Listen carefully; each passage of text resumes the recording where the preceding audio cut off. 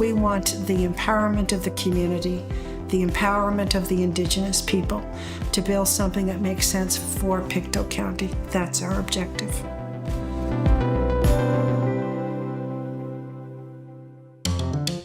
Companies are attracted to places that produce clean energy, and we have the most wind in the world. And think of it, why aren't we modernizing our grid? Why aren't we installing storage facilities? And unlike gas and coal, the neat thing is that you can take excess wind at night, store it, and then put it on the grid when it's needed. In Ontario, where it's already operating, we constructed a 250 megawatt project. Works perfectly. So we know it works, we know it's needed, and Pictou County is the perfect place. I've said it again and again, Pictou County has great wind. That's by far the greatest asset. The second one, it has a First Nation partner there who is very interested in renewable energy and makes great partners for us. And the third, of course, is the people itself. Pictou County is full of people who know how to work on wind. They've got a lot of experience with it, so it's a great place to test large-scale wind energy projects.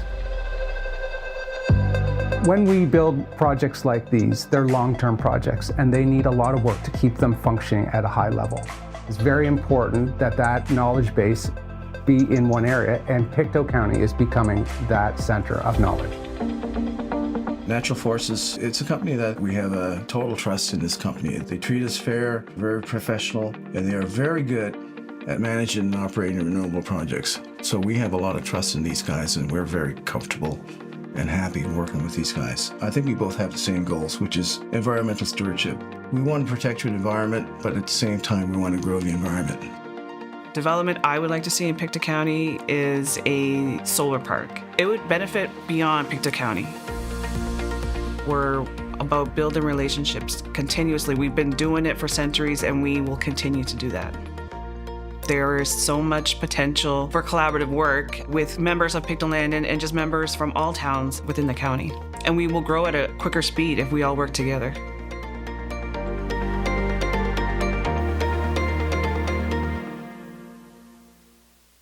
So I'm going to carry on and I guess introduce the panel. So maybe if I call your name, you can come up and join on the stage. Is that the idea? Okay. So first is Brandon Chard. Brandon is the Vice President at Power at Everwinds Fuels, where he plays a key role in securing the renewable power supply and delivery arrangements needed to support Everwinds clean fuels projects. With deep experience in the energy sector, Brandon brings strong technical and commercial expertise to the development of complex renewable energy and green hydrogen infrastructure. Before joining Everwind in 2023, he spent nearly 20 years with Emera and Nova Scotia Power in roles spanning from risk management, trading, analytics, and portfolio optimization. He's also a passionate advocate for environmental sustainability and serves on the board of the Clean Foundation. Next, we have Peter Craig. Welcome, Peter. Peter's Director of Electricity Policy at Nova Scotia Department of Energy, where he has worked for 13 years. An electrical engineer by training, he leads efforts to ensure government policy supports affordable, reliable, and sustainable electricity with a focus on regulatory modernization and economic development. He is also responsible for implementing the Government of Nova Scotia's Clean Power Plan for 2030. Peter has been involved in major sector initiatives, including the independent system operator, large-scale wind procurements, solar programs, and legislative and regulatory reform. Welcome, Peter. Next up is Suzanne Fraser. Suzanne is Director of Investment Attraction, Clean Tech and Bioeconomy at Invest Nova Scotia. She specializes in attracting international businesses to the province. With a particular focus on the green tech sector, Suzanne works to bring innovation and investment to Nova Scotia. Since joining Invest Nova Scotia, she has played a key role in connecting global companies with local partners, including academic institutions, industry leaders, and funding organizations, to foster collaboration and drive economic growth. Suzanne's expertise and strategic approach help position Nova Scotia as a leading destination for sustainable and forward-thinking business ventures. Welcome, Susan. And following Susan is Patty Charlton. Patty is the school manager for the School of Technology and Environment of Nova Scotia Community College. With 17 campuses and learning centers across the province, Nova Scotia Community College plays a vital role in advancing Nova Scotia's economy and enhancing quality of life. In her role, Patty works closely with industry partners and stakeholders to ensure that both existing and emerging programs are aligned with the province's evolving labor market needs. She brings over 20 years of experience in the post-secondary education sector and holds a graduate certificate in audit education. Patty's current portfolio includes the engineering and cluster of programs, energy sector programming, and the launch of the new wind turbine technician program at Strait Area Campus. Prior to joining NSCC, Patty earned a master's degree in public administration and held roles in strategic planning and policy development with Nova Scotia Environment and Climate Change. Her commitment to supporting programs that contribute to a sustainable future reflects both her professional expertise and her personal values. Welcome. And finally, we have Ruben Burge. He's the president of RMS Energy, a Nova Scotia-based company specializing in renewable energy development, wind turbine operations and maintenance, remote monitoring systems, and community-based energy projects. RMS Energy has played a significant role in the development and ongoing operation of wind energy products across Atlantic Canada, including the Dalhousie Mountain Wind Farm in Pictou County and the proposed Clydesdale Ridge Wind Project. Under Ruben's leadership, RMS Energy has focused on building local expertise and supporting the growth and renewable energy workforce by hiring and training skilled trades graduates, including students and alumni from NSCC programs. The company is also involved in innovative community energy initiatives such as Affinity Renewables, a partnership supporting the Nova Scotia SPCA through renewable energy development. Ruben brings a practical, industry-grounded perspective on the opportunities and challenges shaping Nova Scotia's green economy and the growing role local businesses and workers can play in the clean energy sector. Thank you. Now, the panel moderator. Nick McGregor is the general manager and third generation of family leadership at McGregor's Industrial Group, an industrial manufacturing service and supply operation headquartered in Pictou County. Nick has been a member of the Pictou County Partnership Board of Directors since 2024. Please welcome Nick and our panelists.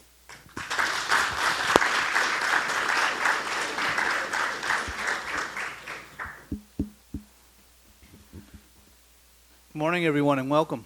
Can you hear me? Yeah. Pleasure to be here today as we explore one of the most exciting and transformative opportunities facing Nova Scotia, our clean energy future.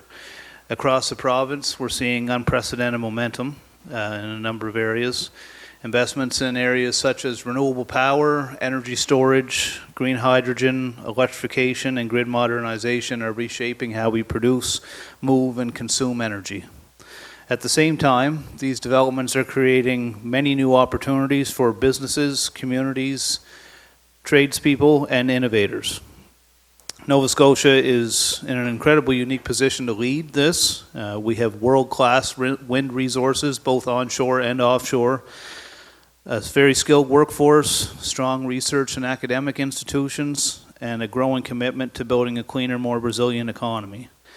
The skills our local workforce has been honing right here in Pictou County for more than a century has many areas of direct application to the green economy, and it's up to us if we want to apply those to the coming opportunities. The challenge before us isn't simply how we generate cleaner energy, it's how we turn that transition into lasting economic impact, competitive energy industries, and good jobs for generations to come. Today's panel brings together leaders who are helping make that future a reality in a number of ways. They'll share their perspectives on where the biggest opportunities lie, the challenges we still need to overcome, and what collaboration they feel is needed between industry, government, communities, and academia in order to succeed. The time is now to chart our own course for the future prosperity of our region and create our own energy future. So whether your interest is in new business opportunities, technology, policy, infrastructure, or workforce development, I hope you'll come away with some valuable insights into where Nova Scotia is headed and how each of us can play a role in that journey. So please join me in welcoming once again our panelists.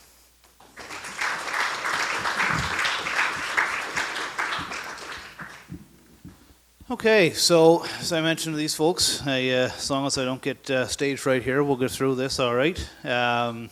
So so I've got a number of questions kind of for the panel, and anyone who wants to take it certainly can, and then a few kind of pointed questions at a few individuals here as well. So I guess the first question I'll throw out to everyone here who might want to take it is, where is momentum building in the green economy around areas such as renewable energy, hydrogen, transmission and supporting infrastructure here in Nova Scotia?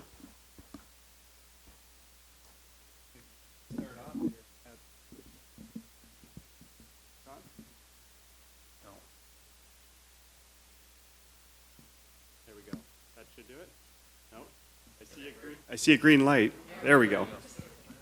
Okay. I think really in all of the above, and we're seeing that in tangible projects that are being built today. So there are wind projects being developed really across the province to support decarbonization here at home and the transition away from coal and fossil fuels. When we look at hydrogen and some of those projects that we're involved with at Everwind, that's an opportunity to not only use local energy here in a renewable and sustainable way, but harness some of that natural resource and renewable resource that can be exported around the world to support decarbonization on a bigger scale. And certainly we're seeing things like the reliability intertie with New Brunswick that's going to increase interconnection with our neighbors and help import and export electricity. And I won't take too much away from Peter because I'm sure he wants to get into that. But really from our perspective, we're seeing kind of all of those different aspects of the green economy building momentum here at home and really seeing that as a way to support local economic development and environmental sustainability, but also exporting that around the world. Thanks for leaving some for me. I'd just like to touch on the government's clean power plan for 2030, which is to meet the 80% renewable targets and coal retirement, contains within it several $1 billion worth of investment inside of Nova Scotia, all of it intended to lower rates and help make the economy more efficient. But I'm particularly excited about the implementation of each part of that. Earlier this year, I was saying we were tracking 900 megawatts of wind under construction. I can't say that anymore because about 150 of that is actually online and producing now. So the amount we're tracking is getting smaller. But we are about to launch another procurement, looking for another 350 megawatts, and we're expecting another one after that, and possibly leave this for Everwind to say whether there could be more coming on. So there's a lot of momentum behind the onshore wind industry. And I don't, I want to leave people with the impression this is not hypothetical. These projects are delivering right now. So, I mean, if you're adjacent to the 104, keep your eyes out. You are going to see the parts moving up and down this highway the rest of the summer as these facilities frantically try to get their construction done before the winter sets in and things get a lot harder. But we also have economic activity in solar facilities around the province, in energy storage facilities, and in a massive transmission investment in and of itself, almost $700 million connecting Nova Scotia back into the rest of Canada in a way that it really hasn't been before now. There's no shortage of activity, and we've even gotten past 2030 in my summation here into things like offshore wind and the future of energy export, including offshore wind and hydrogen. So I'll stop there. That it's a perfect segue into what we're seeing at Invest Nova Scotia. So the work that the government of Nova Scotia has done to decarbonize our grid and projects like Everwind's, have garnered international attention. And so when we're out internationally talking to companies, for the first time in my career at Invest, these companies have heard of Nova Scotia. We're not kind of that small unknown province anymore. It was really the genesis, I think, of the hydrogen projects and the partnership between Canada and Germany and Atlantic Canada kind of being the epicenter for the hydrogen activity that really put Nova Scotia on the map. And offshore wind and the potential that exists there has kind of further amplified our visibility internationally. So we're getting requests from companies from all over the world now who want to participate in projects like these and be part of the supply chain that would support the build out of these projects too. So it's a really exciting time for our province. Is mine working? Oh, they're all working. Exciting. I think you guys have done a great job at capturing what the opportunities are, and as the community college provider too, our role as the partner is to be able to then help leverage what's the workforce training that's then needed in community to be able to take advantage of those opportunities. So, looking at your students in the P to 12 system, what's the training they're going to need as all of these economic opportunities start to flourish and become reality. Some of them already are, more to come. And so what are the skills and training that they'll need to be able to take advantage of those? And certainly a lot of those opportunities are happening in rural areas like Pictou. And so that opportunity to go to receive your post-secondary education and then live and work in your community, I think is huge, as well as looking at what retraining or upskilling or pathways are needed for. I know you were mentioning earlier, talking about a lot of recruitment around newcomers and how to welcome them into the community to expand your workforce and your community base. And so providing the training as well to help them to be able to easily transition into those opportunities if there's training that's needed for that. So, Ruben, maybe before we get to yourself, just kind of a more directed question there. I think myself, many others in the room consider you a pioneer in the renewable energy space. I still remember, being in high school when some of your first turbines were going up in Mount Tom area, and thinking what an incredible site that was. So, obviously, your company RMS has been involved in wind turbine construction and maintenance for more than 20 years, so no doubt there's been a pile of change. So I was hoping you could speak to maybe how you've seen the industry evolve over this time period and kind of where you see, what's next.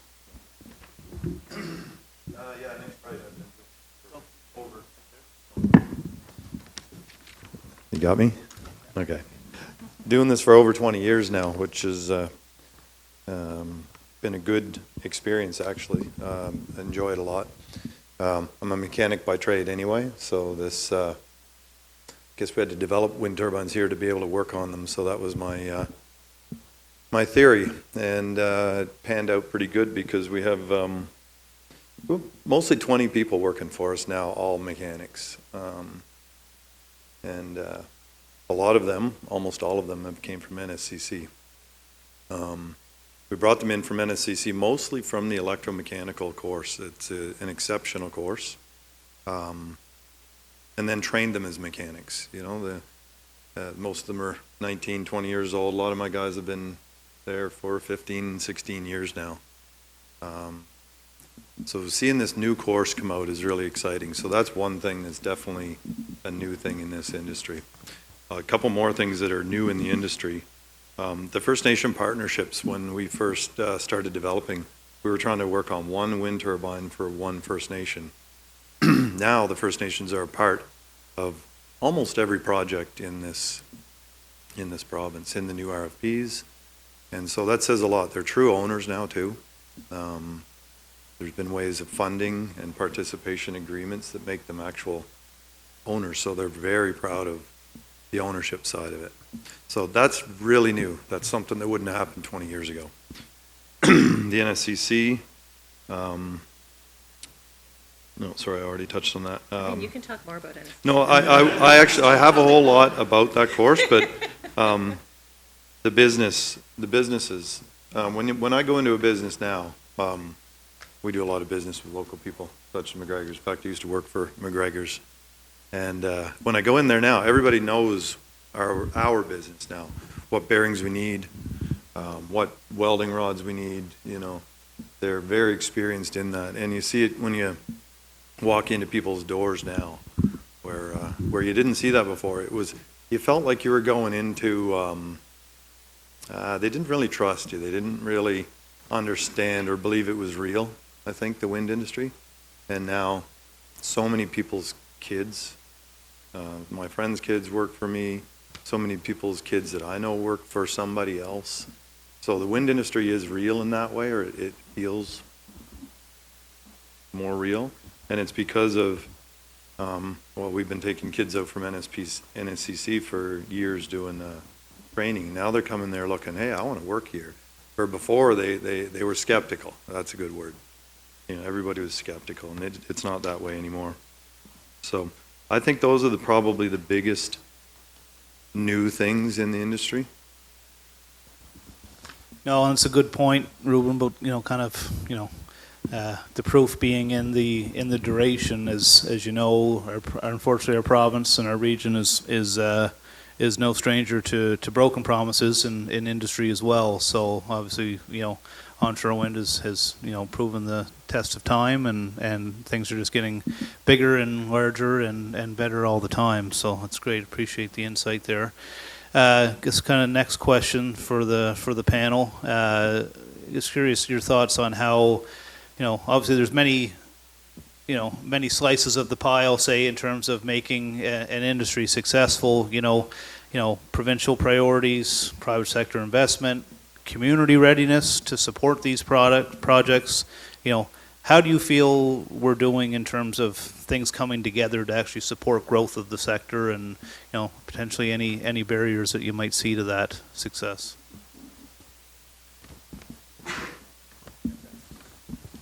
Probably is, yeah. I can take this one. So I think you've kind of nailed the key topics there.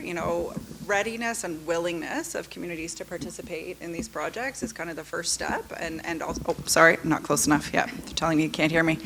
Readiness and willingness of communities to participate in these projects is a big part of this, because when we get new entrants into the market, like companies like Everwind or others that are exploring big projects here, and we want to take them into regions like yours to develop new projects, the first thing we want to do is get them connected to the local stakeholders, because most of these companies want to be collaborative and form partnerships with local businesses and local partners like NSCC.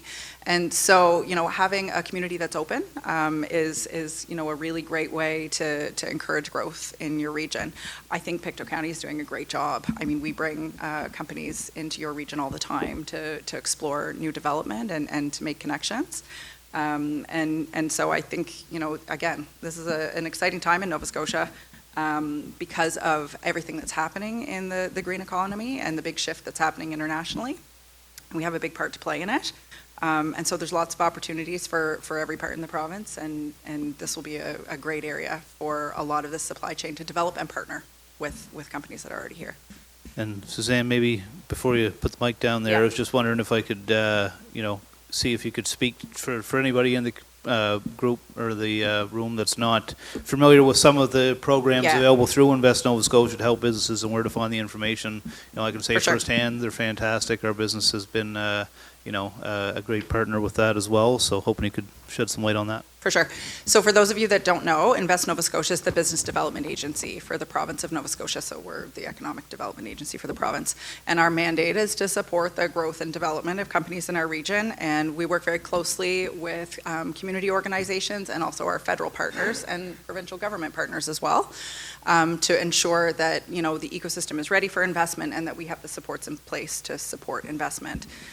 Invest Nova Scotia supports companies, all the way from very early stage startups to large multinational companies. And so, we have a venture capital fund, for companies that have the next big, great idea. We support companies that are looking to develop new market potential. We offer, we run trade missions, but we also have a program that actually offsets the cost of attending the trade missions. If you want to fly, somewhere internationally and attend a really cool show and develop some new customers on the way, we can help you with that. We offer programming that can help you research new markets that you might be interested in exploring. We also have on our investment attraction team, a group that supports companies that are looking to develop bigger projects and help pull together packages, through the province's capital investment tax credit program, which is like a highly competitive program across Canada. We're really lucky to have that here in Nova Scotia. So our team can help you do that. And I hope you all know Dave Hashie in the back of the room. He's your regional rep here, and he is, a great asset to our organization and to your community, and he can help you navigate all of these programs.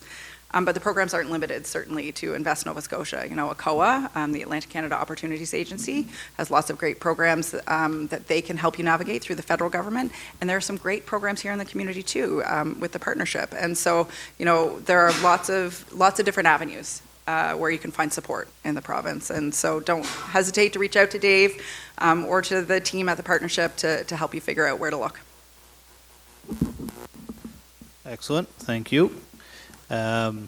So I guess kind of turn into, kind of more of the supply chain and business lens as these projects go. And we've got a number of questions coming through Slido. Thank you for that. We'll make sure we make as much time as we can at the end to address those.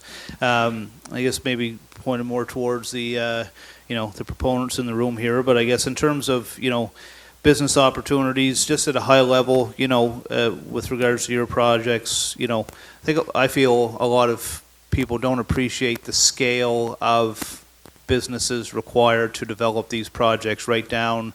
People think the big level stuff, but they don't think about maybe some of the smaller things such as, accommodations and, road building and those types of things. So I guess maybe throw it up to the group there in terms of what types of businesses, contractor services and local supports are needed as these clean energy projects advance. Sorry. I could kick things off, and companies like Rubens are going to be key in terms of developing. Got my green light on. The mic not working again? It should work now. Is that better?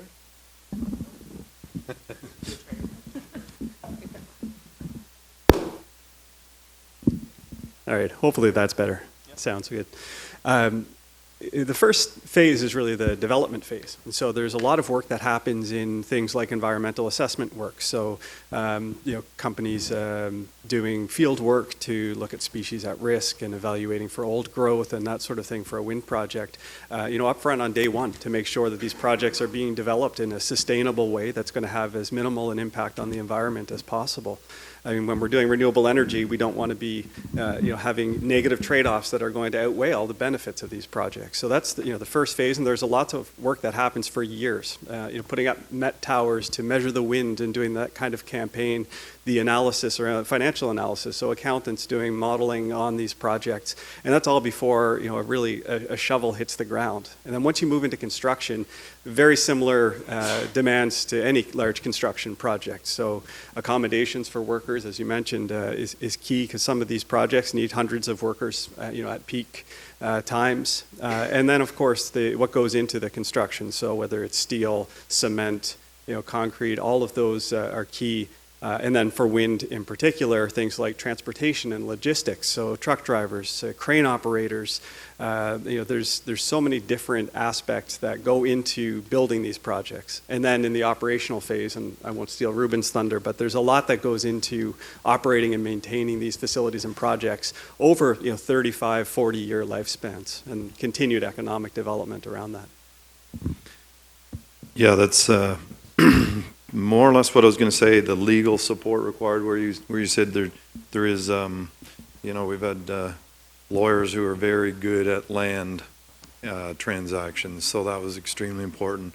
Our surveyors, so to support all of those people, you need the schooling. So whether it's universities or NSCC, so these courses for truck drivers and excavator operators, those are all connected back to our training grounds, and whether it's on-site training, which a lot of times does happen. We do a lot of, we hire people out of school, like I said, and then we might even train them to drive the excavator. And so that school connected to what other jobs, not just mechanics, was part of what we really found was, it was obvious. Like I said, back then there was nothing. Now there's a lot more support for it. So a lot more experience in the industry. Can I jump in with one additional point? Ruben, I'm really glad I sat next to you because you're doing a lot of my work for me, which is excellent. But one other piece, which I'll talk to, I think will come up later, potentially, Nick, but we also have an applied research arm to the college, which not everybody is aware of.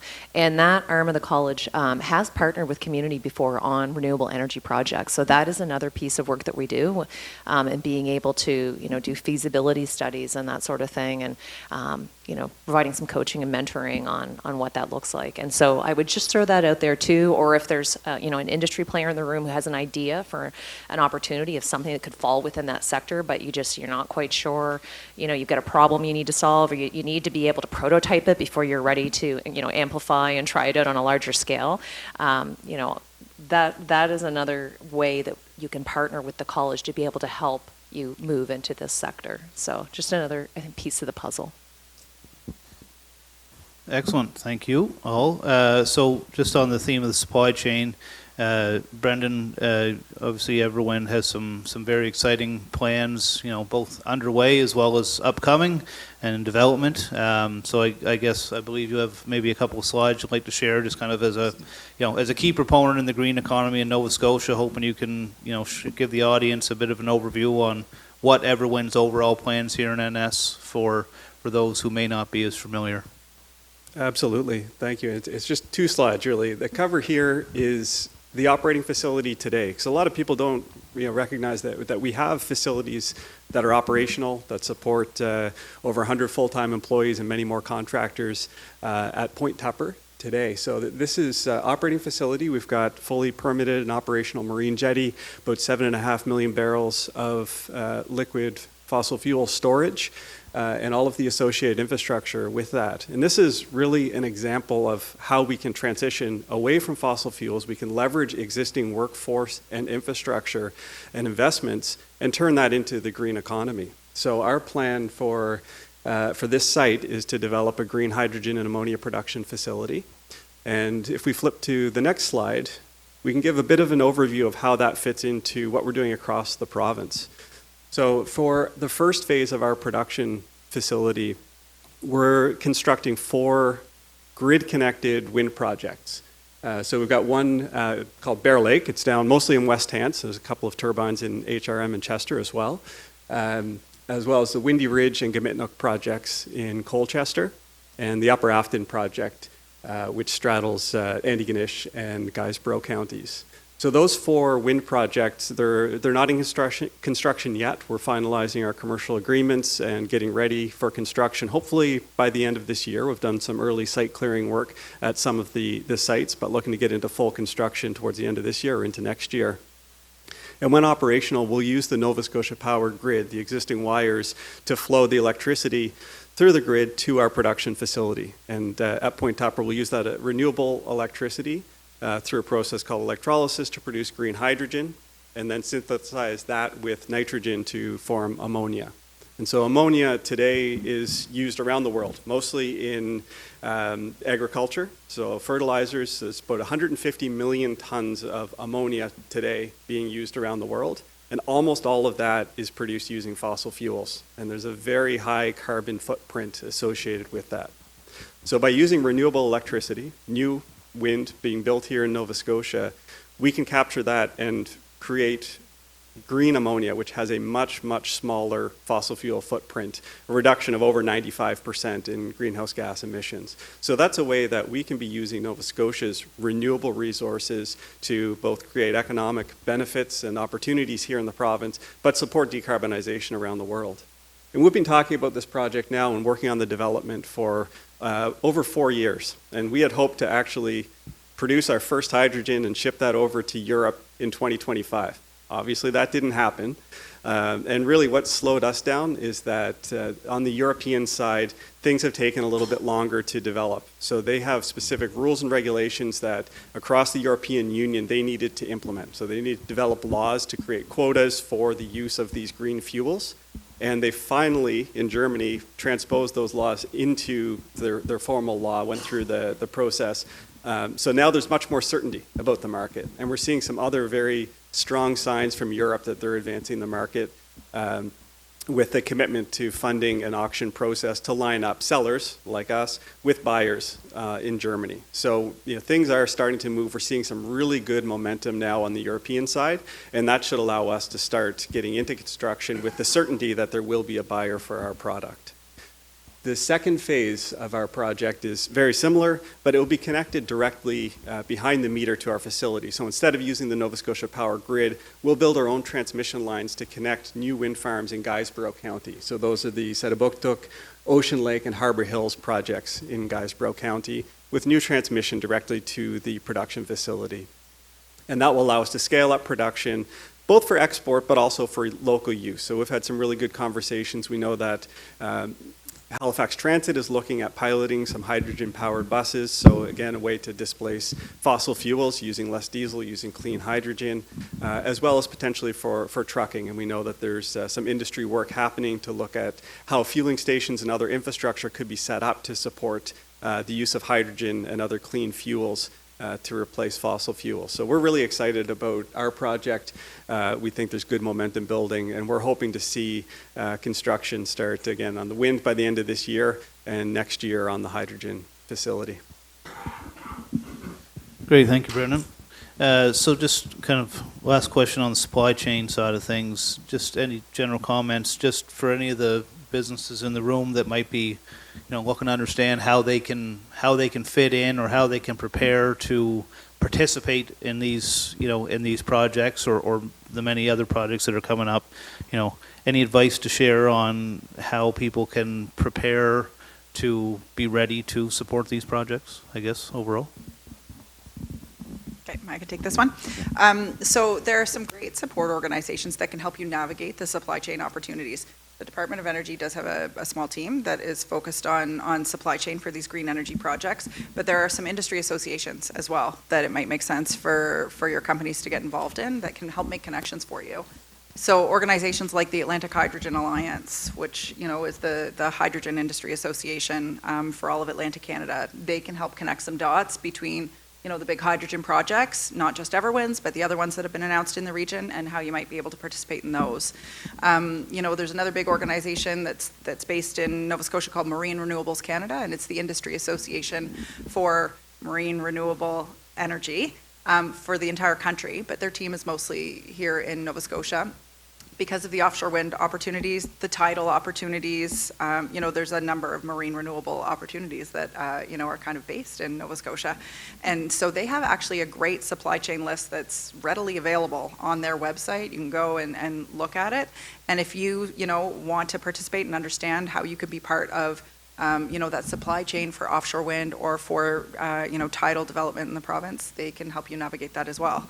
And then there are probably great groups within the community college, as well, that are working directly with some of the proponents and helping to develop the labor force there, where there might be a lot of ability for crossover within the labor force. And understanding people that have skills that might be within your organizations that could also support, some of these big projects that are developing. Wonderful. So that kind of leads me into our next question, and address this to Patty. I know Patty has a few slides and a short video on an exciting new program they're launching to share. But really, I guess that kind of leads to the next question in terms of being prepared. In terms of what training pathways, upskilling opportunities are really needed to help workers and businesses respond to growth in this sector. And I know the NSCC, with insight from the private sector, has done a tremendous amount of work on this the past couple of years. So, just pull up the slides. We're getting the thumbs up. I'm maybe just going to move over here so I'm not craning my neck. Gives me a chance to stand anyways. Are we going to, can you pull up the first one? Here we go. So I'm sure most of you are familiar with the community college, but for anyone who isn't, this is our integrated system. We have 17 campuses and learning centers across the college, and we're a little unique in that there's only one other province that has a unified community college system. So that bears with it a lot of potential and also a lot of responsibility, because we are the community college. So if we're not providing it, then there's a gap, right? And so it's important for us to really think strategically about how we fulfill our mandate, which is to build Nova Scotia's economy through education and innovation. And so obviously, you can see Pictou campus on the map there. Has anybody seen the beautiful new housing infrastructure that's also at that campus? We only have 7 campuses that now have housing, and you're one of them, which is great. So it's important for us to be able to think about, across that grid, what are the programs that we need to be able to support the needs of the Nova Scotia economy. If you can. So I only have two slides, but I just find it's helpful to have a visual. So when I'm talking about how we respond to that mandate as a community college provider, there's 3 pillars really that we that we stand on and be able to deliver on that. And so the foundation upon which that is built is our core programs. So our core programs would be those 1-year certificate, 2-year diploma, our graduate certificates. You know, Ruben, you would have hired a lot of folks out of both of those. And so we have over 140 different core programs across our community college network. And many of those are already working in the energy sector. And there's going to be even more connections as that energy sector continues to evolve and adapt. I wanted to flag just a few of those. I have, as Nick mentioned, I do have a little short video on the wind turbine technician program because that's a new addition to our suite of programming, which we're really excited about. And so I think that's a really good example of when we look at our mix as a community college system and we see there's changes happening in the economy and we now have a gap. A gap has emerged. Our current programming mix is not going to meet the needs because there's something new that has come out. There's new technology, there's a new sector, whatever it is. And so the wind turbine technician program is a good example of how we've stepped into that gap to be able to address that and bring that to a close. The electromechanical program would be another great example, which Ruben alluded to, which is here at the Pictou campus. We already have grads from that program out there working in renewable energy. We have a ton of skilled trades programs, many of whom are going to be really critical to meeting the emerging needs of this sector. Everything from power and utility line workers to power engineering. And part of our duty as well as a community college provider is to think about, does that graduate profile meet the new needs that are emerging? So when you think about power engineers, for an example, as Everwind moves into creating green hydrogen, do those power engineers now need to have a new skill set included into that program to consider, the needs around hydrogen processing? And so maybe we need some new gear in the shop. Maybe we need an electrolyzer, right? Like we need to be thinking and looking ahead around how our programs that we have also are meeting the changing mix in the workforce. We also are very fortunate that we have world-class geomatics programs down at our COGS Institute, the Center of Geographic Sciences. So as Brendan was talking about earlier, at that early stage where you're doing all of the program planning around like what's a good site and all the analytics around that, those grads are going to be critical to being able to fulfill that work. And then as we look to moving into offshore wind, we are also very fortunate to have world-class, and Cindy can speak to this, we have world-class assets, infrastructure, and expertise in operating within the marine environment to Transport Canada standards. So, having that feather in our cap as we move into offshore wind is a huge asset, and that's part of the reason why we've located our wind turbine technician program at Strait Area Campus. So as we move from offshore wind into offshore wind, then we already have the assets and infrastructure we need to be able to make that move. So the core programs are, the foundation, if you will, but we recognize that in your workforce, you may have workers, within your teams, you're not going to necessarily be able to send them back to school for a full year or 2 years full time. And so when we're looking at reskilling or upskilling workers, that's where our workforce training comes into play. And so, we can be a great partner at the community college around providing that upskilling that's needed as you're looking to move into this sector. So we already have, over the past couple of years, we've been doing a lot of work to develop short training and micro-credentials in this space. So everything from solar to microgrids, digital twins, which is a key part of developing new infrastructure. We do have some hydrogen micro-credentials, and we're also working on new micro-credentials as we speak today. We have different consortiums that we're part of. We're working on a micro-credential around battery storage. We're working on a bunch around green buildings and retrofit with our partners around Atlantic Canada and with our national consortiums that we're part of. So that's all part of the work that's underway. And as we built out our shop at the wind turbine technician for the wind turbine technician program, what we heard from industry who are working in the wind sector was that the safety certifications are critical. Anybody who's working on a wind turbine not only needs to be certified to work, but they need to recertify every couple of years.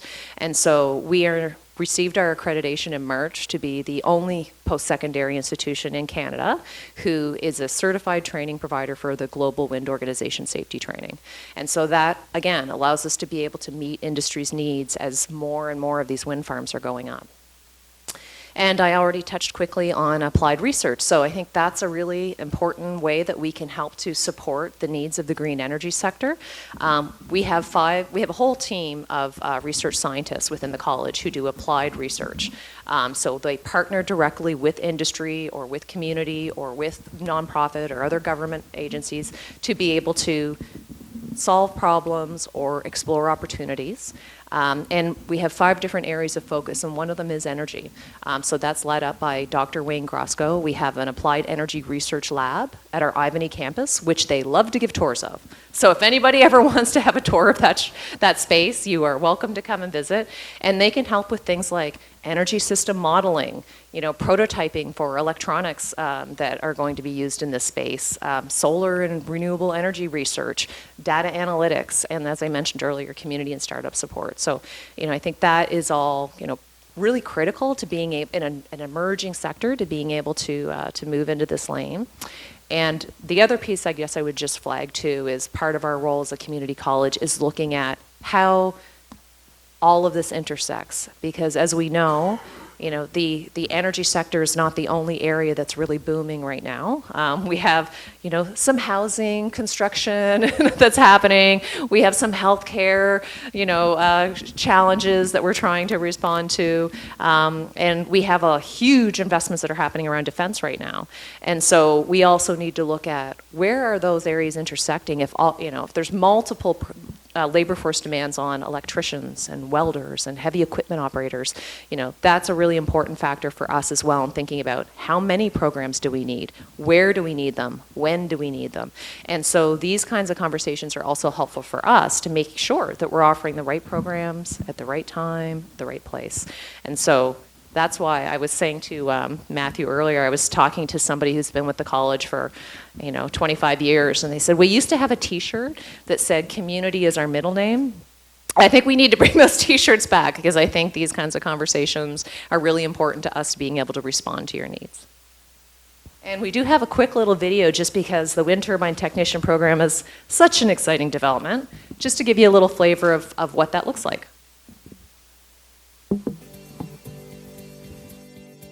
Wind energy is a major part of Nova Scotia's clean energy future, and it takes skilled technicians to keep it moving forward. The wind sector is growing quickly. We need technicians who are trained, safety-focused, and ready to work from day one.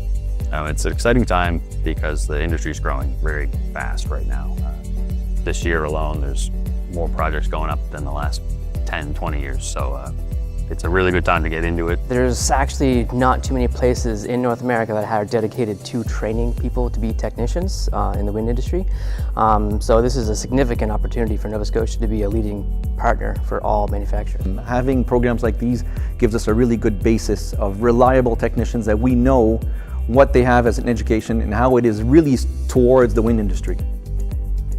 This program is hands-on from the start. Students learn to install, troubleshoot, and maintain wind turbine systems using the same tools and processes found in the field.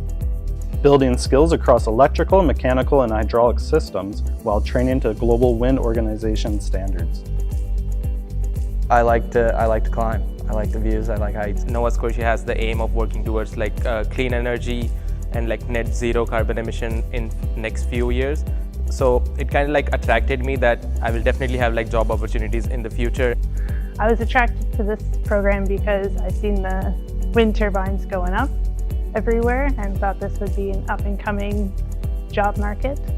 Because I have a brother in the industry, I learned what GWO certificate really means and what it gets you and provides you in the next step of your career. NSCC graduates come out job ready. They understand the work, the expectations, and the importance of safety. It's hands-on, future-focused, and leads directly to real jobs. Work with your hands, build real skills, help power Nova Scotia's clean energy future. That's great. Thank you very much, Patty.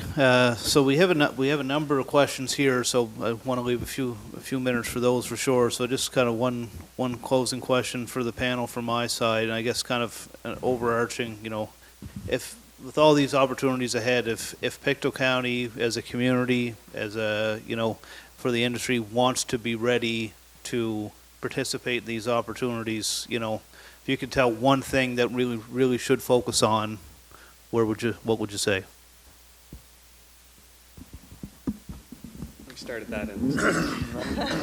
I'm going to go back to one of your points earlier. It was barriers. We never really talked about those. Barriers usually aren't very big. You know, they're not. They're little.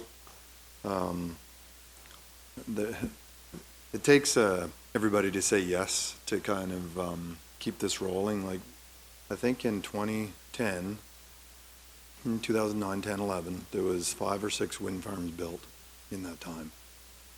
Since then, there's only been a few. There's been plenty of barriers along the way, but some of them are just natural. Some of them are just natural, like how much electricity do we need in the province? So how many wind farms do we need to respond to that? The grid is a major barrier. The grid can only absorb so much electricity to use, but it can also only absorb so much renewables because of that intermittency. So back in 2012, when we built all these wind farms, I was developing Clydesdale, which I still am, so that's like how many years later. I haven't been able to build that project yet.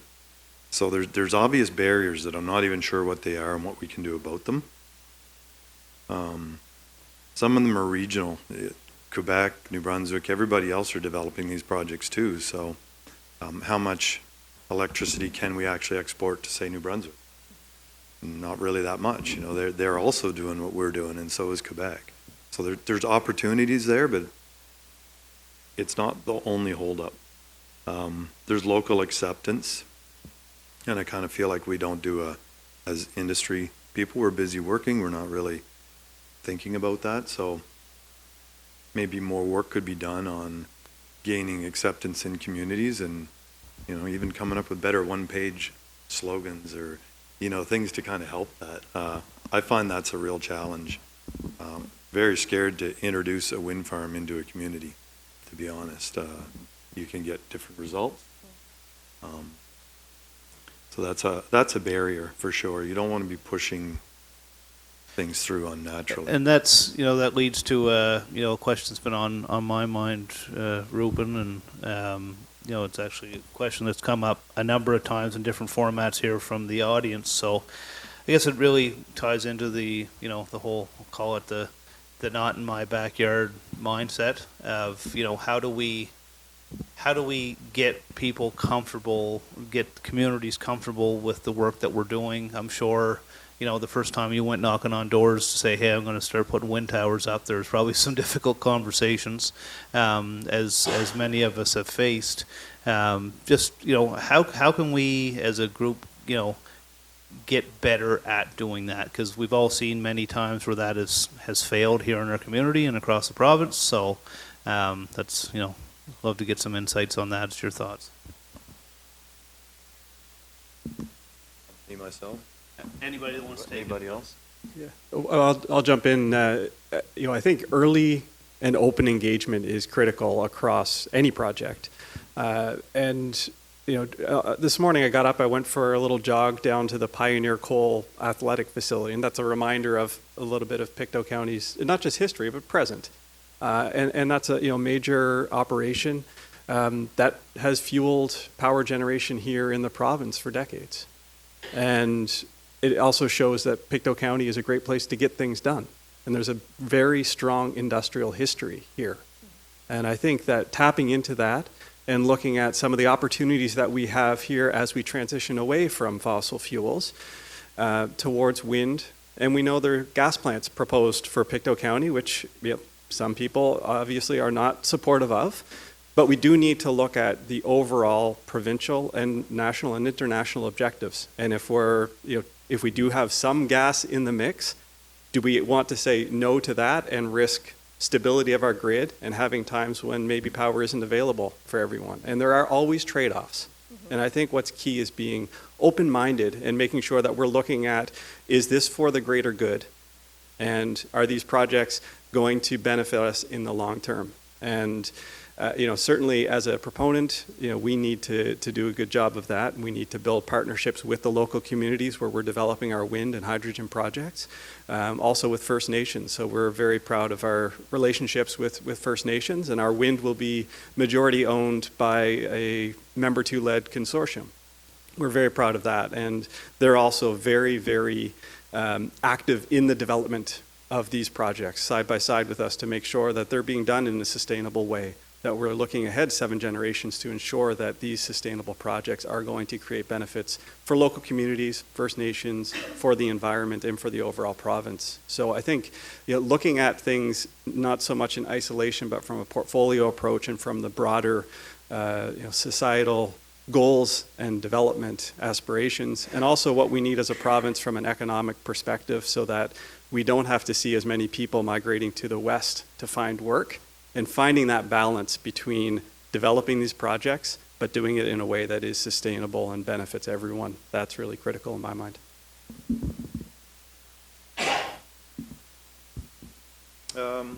Yeah, again, going back to that point where we don't work very hard, and I'll admit, in Dalhousie, we've actually had a very strong community support. I haven't had to go out into these areas. We developed a project called Greenfield. It was a very small project, very challenging, and I should have given up. But in the end of it, it went really well. People accept that project. Homes still get sold for their market values, and all the things that people worried about didn't really happen. So how do we kind of go back into those good stories and bring that out to present to people? A lot of the people that could support you probably won't necessarily be at those community meetings to help you either. So that's a really hard one. I know, Ron, you could speak to lack of support in areas, or I suppose you're probably worried about a lot of projects, but then after they get built, when you see the results of it is a good time. So how do you move from that rough community meeting into those to the after the afterwards of it, and when it is accepted? So trying to bridge that gap is kind of what I'd like to work on before presenting a project into a new area, I guess. I think hand in hand with that education and awareness piece too, what we're seeing and hearing from other post-secondaries of these sectors is that it can be challenging sometimes to recruit prospects into the programs because they don't even know that that's a job in their region, right? And so I think there's also an education and awareness building piece around the opportunities for to be able to work in these different career paths that maybe didn't exist before in your region. So certainly in talking to NBCC when they first launched their WIN program, like for months they didn't have any applicants, and that was a little concerning as somebody who was building one here. So we went really hard on the marketing, and it's full for September. We've got a wait list, but I think that is something as part of when you think of the ecosystem that needs to support this sector. That's a really important part of it, and I think community has a role to play there too. So, Peter, we actually have a question from the audience, kind of that I think I'd like to point your direction, and definitely something I've heard a lot myself. Our question is, we're hearing projections of dramatic electricity demand growth driven by things such as AI, data centers, electric vehicles over the next decade. I guess looking across, the current electrical grid, how confident are we that the scale and timeline of the projects that we're building in Nova Scotia matches our ability to support it? And if there's a gap, what do we do? I know that's a pretty big question, but do your best. Yeah, that's right. Well, to address that, one of the biggest things that government, having kind of seen this problem looming on the horizon, the biggest step we took was the creation of an independent electrical energy system operator whose kind of primary goal is to look purely at this problem and in a non-commercial, unbiased way to examine what is the deal here? What is electric vehicle adoption going to do to our electricity system?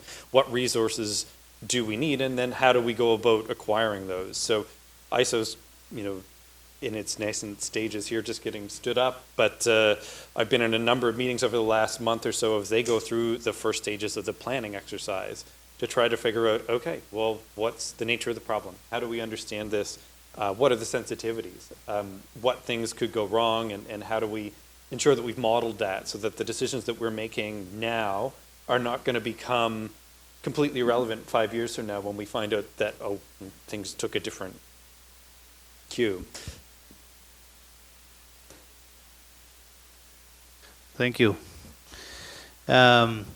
So I guess through the questions here, got too many more ones than we have time to address, but I guess Suzanne, I'll throw a question your way there. I guess from Invest Nova Scotia perspective, with regards to getting communities organized or kind of community acceptance type thing of these projects, what role do you feel that the province can play in helping facilitate that? Yeah, I mean, I think a couple people have mentioned it already. I think, more work can be done around the education of what is coming, like what's in the pipeline, what opportunities are coming, understanding, to your point, like people don't necessarily know the jobs of the future if they don't know what opportunities are being considered in Nova Scotia. And so, we can probably do a better job communicating some of those, forward-looking projects. And we also want to know from you, too, what else you're hearing, because you're probably, interested in developing some things on the ground, too. So how can we support that future growth as well? So, really just kind of continuing a really collaborative approach and working together and being strong partners with our local communities. I know Dave, works very closely with a lot of the people here in the room to understand what your needs are and specifically how we can support. And so, sometimes we can be flexible in how we help you and understanding, what your specific challenges are. Or it's really helpful for us, especially as we look forward and sometimes we're able to develop new programs and support services. And so, understanding if there are specific gaps that you feel like are not addressed that perhaps we might be able to help with. That's hugely helpful information for us. Great. So before we wrap up, any other panelists have any other closing comments that they'd like to share, or everybody good? Those are good. So I said there's looking around the room, there's many great partners here in our community that are, and in the room this morning, that are invested in your success as an organization. ACOA, Best Nova Scotia, Ignite, Chamber, Partnership. In particular, the Pictou County Partnership has a suite of tools and resources that are available to you to help strengthen and grow your business. Please reach out to any of the team members about how we can all assist. And big thank you to all the panelists today. Insights incredibly valuable. Many different perspectives in the industry, from training to policy to investment attraction to major project proponents. Without a doubt, the opportunities here are very real, and it's up to all of us to ensure Pictou County becomes a key part of that green economy. So, thank you.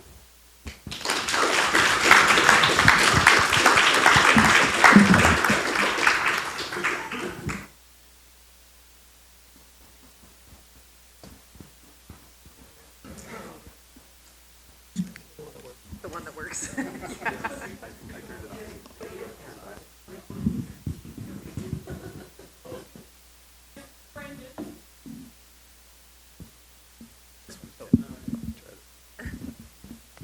Let's see, how does that work? Well, I should actually, only because you spoke out, Monica. But I did want to recognize the incredible work that Monica's done on today's presentations and has helped steward us through this past year on our communications at the partnership. She's a young lady who's got a great contract company we work with for the last year. So for any of you in the room who are looking for some support, I would highly recommend Monica's group. Thank you. Secondly, Nick, thanks very much for chairing today's. We're at a point now where we need to be a lot more engaged, what we often call investment readiness, which means we work more effectively with our province and our federal partners on the investment traction side, which is their specialty. But in order for them to be successful, we need to be investment ready. And so we look at virtually everything we do to be in that investment readiness space, because it's everything from having a population that are going to be open to the discussion of projects that come down the pipe, to having the training that's in place, to have other partners who can play some kind of a supportive role. So investment readiness is really what we do. And it's not only investment readiness with respect to outside investment, it's actually investment readiness so that companies like Nick, who feel comfortable enough to make investment in their own companies with their local dollars. So today was the beginning, I think, of a new stretch, a new period of time where we're going to be spending a lot of time in the space. So I want to really thank the panel participants today for participating, and Nick for hosting, and we look forward to future discussions on this topic. And I think, Lynn, we have a small thank you, do we, for... I also wanted to remind people that this is the first of our strategic sector briefings. We will have a series of them. You will have noticed there's some tech happening in the back of the room, and so this session is being streamed to attendees that are throughout the province. There is a recording, and it will be on our website eventually, and as we go through all of these sector briefing series, all of them will be recorded in that way. So if you know of people, you're sitting here today and you know of people and thinking, oh geez, I wish so-and-so was here, they would have really liked to hear this. So we'll share with people when the recording is available, so you'll be able to share that with people so that we can help spread the word that these strategic sectors they're growing, they're emerging, and there are opportunities. So we want to make sure that people who aren't already connected with the partnership and may not have heard about this event, maybe it's someone in a catering company who can be on a construction site. There are so many different opportunities. It's not just as a wind turbine technician or a construction or a road builder. So that's what we're trying to do, is to get the word out as much as possible, and to make the incredible asset that we have of having these people on the stage by recording it and making it as sort of a lasting asset that people can keep accessing. So I want to thank you for your time. It's been a pleasure to work with you leading up to this event, and I think you've shared some really valuable perspectives for people in the room and so on. And I do have a little gift bag, so don't go away. And yeah, I also wanted to thank Monica because she's just done such a great job on all of our presentations and keeping us going technically in the back there. Another local provider, Danny Harvey and his company doing the streaming, he has been a pleasure to work with as well. So on that, we'll close it. We welcome you to stick around, have more conversation, have conversations with our panelists. They'll be sticking around for a little bit as well.